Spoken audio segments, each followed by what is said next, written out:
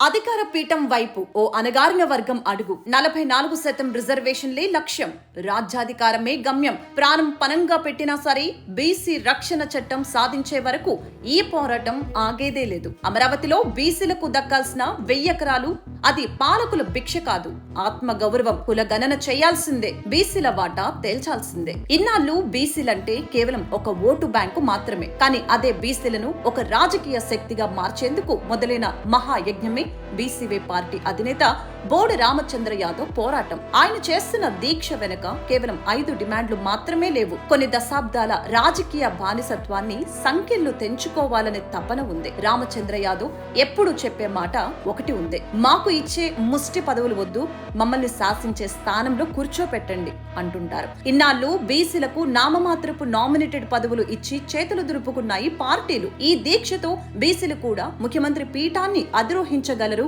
అనే రాజకీయ చైతన్యాన్ని రగిలించింది. బీసీ ధర్మదీక్ష వెనుక ఉన్న అసలు బలం ఆయన పట్టుదల. గతంలో పుంగనూరులో ఆయనపై జరిగిన దాడులు, ఆయన ఆస్తుల ధ్వంసం ఏవి రామచంద్ర యాదవ్ను ఆపలేకపోయాయి. ఆ దాడులే ఆయనను ఒక సామాన్య నేత నుంచి లక్షలాది మంది బీసీల ఆశా జ్యోతిగా మార్చాయి. ఆ దెబ్బలే నేడు బీసీ ధర్మదీక్షగా రూపాంతరం చెంది పాలక వర్గాలను ప్రశ్నిస్తున్నాయి. ఈ దీక్ష ప్రాంగణంలో యువత అంత పెద్ద సంఖ్యలో ఎందుకు ఉన్నారంటే రామచంద్ర యాదవ్ యువతలో ఒక ఆశను చిగురింప చేశారు కాబట్టి. కేవలం రాజకీయ నాయకుల వెనుక జెండాలు మోయటమే కాకుండా తామే నాయకులుగా ఎదగాలని లీడర్షిప్ క్వాలిటీస్ బీసీ యువతలో నింపుతున్నారు కాబట్టి. అందుకే ఈ నిరంతర జన ప్రవాహం. రామచంద్ర యాదవ్ పోరాటం పాత పద్ధతుల్లో లేదు. ఆయన ప్రతి నియోజకవర్గంలో బీసీల డేటాను సేకరిస్తూ కుల గణన ఎందుకు అవసరమో సామాన్య ప్రజలకు అర్థమయ్యేలా వివరించారు. సాంకేతికతను, సోషల్ మీడియాను మిళితం చేస్తూ బీసీల ఐక్యతను చాటుతున్నారు. అందుకే సభకు రమ్మని పిలిస్తే చాలు రికార్డు స్థాయిలో జనం తరలి వస్తున్నారు. ఈ దీక్షతో మరికొన్ని లక్ష్యాలు కూడా నెరవేరాయి.